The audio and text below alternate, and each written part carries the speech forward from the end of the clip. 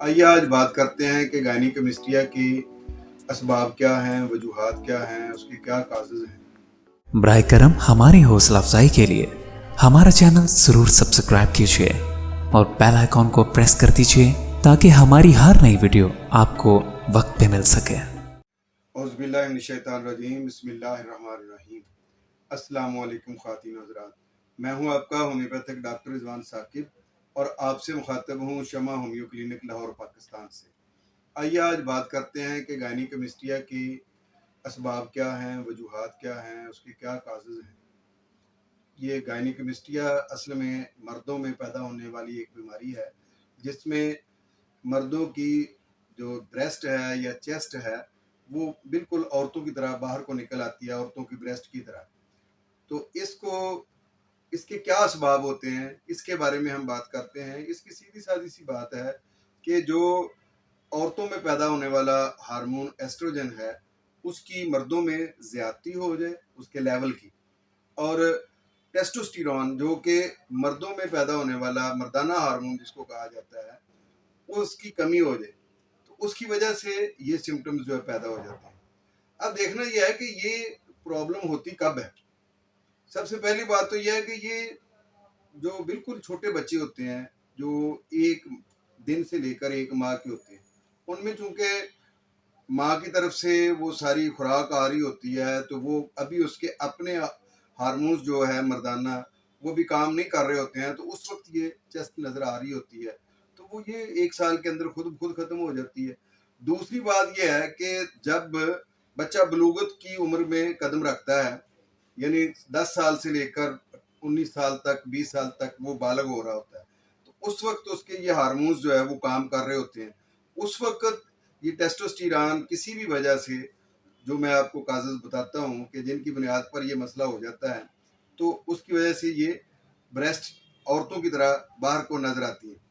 और आपने कभी देखा होगा कि जो लोग 60 में या 17 में या 80 में चले जाते हैं, इस उम्र में भी उनकी जो है ना ये बाहर को निकले हुए ब्रेस्ट नजर आते हैं। उसकी वजह ये होती है कि इस उम्र में उनका टेस्टोस्टेरोन लेवल जो है वो बहुत कम हो गया होता है, तो वो फिर ये चीज़ें जो है ना वो बाकायदा औरतों की ब्रेस्ट की तरह बाहर को छातियों की तरह लटक जाती हैं।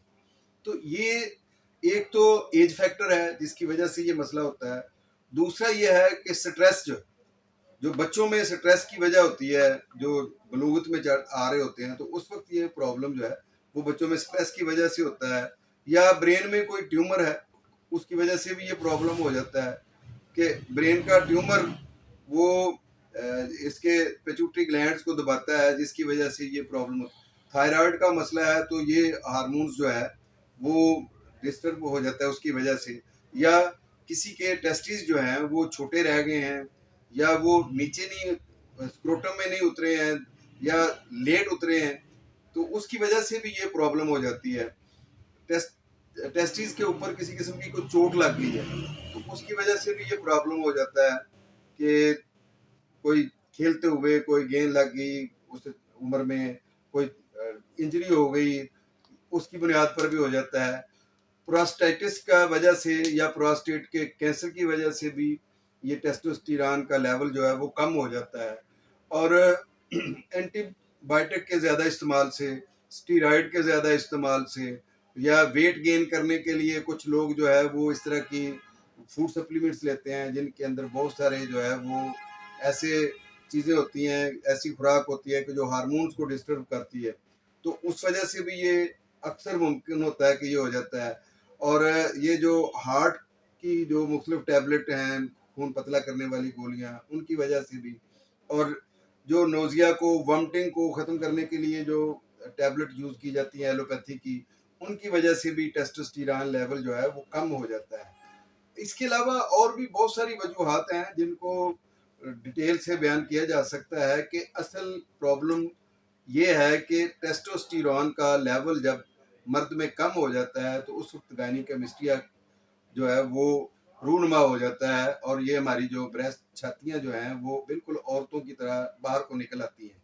और बाज़ दफ़ा ये चीज़ सूडोगायनोकोमेस्टिया के साथ ऐसे लग रहा होता है कि उसको कंफ्यूज कर रही होती है। सूडोगायनोकोमेस्टिया क्या चीज़ है कि वैसे ही اوبیسٹی کی وجہ سے, موٹاپے کی وجہ سے یہ چیزیں باہر نظر آئیں.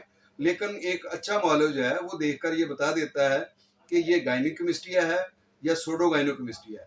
کیونکہ گائنیکومسٹیا میں پہلی چیز تو یہ ہے کہ دونوں بریسٹ جو ہے وہ ایک ہی طرح کو باہر نکلتی ہیں اور وہ پلپلی ہوتی ہیں اور ان کی شیپ بالکل عورتوں کی بریسٹ کی طرح کی بن جاتی ہے اور اس کے نپل باہر کو نکل آتے ہیں. اس کا جو حالہ ہوتا ہے, اس کے گرد جو نشان ہوتا ہے وہ پھیلنا شروع ہو جاتا ہے.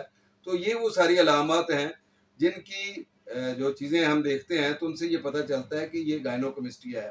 اور اگر سوڈوکومسٹیا ہو تو اس میں یہ ہے کہ وہ چونکہ اوبیسٹی کی وجہ سے ہوتا ہے تو اس وجہ سے اس کی وہ سارا ایریا جو ہے وہ موٹاپے کی طرف رجحان ہوتا ہے اس کا. یہ نہیں ہے کہ صرف اتنی جگہ جو ہے وہ باہر کو نکلی ہوئی ہے, بلکہ اس کا وہ سارا جگہ ایریا جو ہے وہ موٹا ہوتا ہے. اس دوسری سائڈ پہ بھی وہ اوبیسٹی ہوتی ہے. اوبیسٹی گائنیکومسٹیا کا بھی باعث بن سکتی ہے, اس لیے موٹاپے کا علاج بھی کرنا چاہیے. لیکن یہ جو چیز ہے یہ کم ہے. موٹاپا جو ہے کاز, اصل کاز جو ہے وہ اس کی ہارمونل ڈسٹربنس ہے, امبیلنس ہونا ہے, ہارمونز کا غیر متوازن ہونا ہے, جس کی وجہ سے یہ مسئلہ بنتا ہے. وہ خواہ اینٹی کینسر میڈیسن کھانے کی وجہ سے ہو یا اینٹی انزائٹی میڈیسن کھانے کی وجہ سے ہو یا نوزیا اور ومٹنگ کی میڈیسن کھانے کی وجہ سے ہو یا پیٹ کی جو مختلف قسم کی بیماریوں کی دوائیاں کھانے کی وجہ سے ہو یا ہارٹ کی دوائیاں کھانے کی وجہ سے ہو. کوئی بھی ایسی جو کاز ہے وہ آپ کے ٹیسٹوسٹیرون لیول کو اگر ڈاؤن کر دیتی ہے تو یہ گائنیکومسٹیا کے چانسز بڑھ جاتے ہیں. بہت شکریہ. اللہ حافظ. السلام علیکم. شمع ہومیو کلینک اب آن لائن چیک اپ کی سہولت بھی فراہم کر رہا ہے. دنیا کے کسی بھی کونے سے اب آپ گھر بیٹھے کسی بھی مرض کے بارے میں آڈیو اور ویڈیو کال کے ذریعے مشورہ کر سکتے ہیں. مزید معلومات کے لیے رابطہ کیجیے 0303 7578 803 0303 7578 803.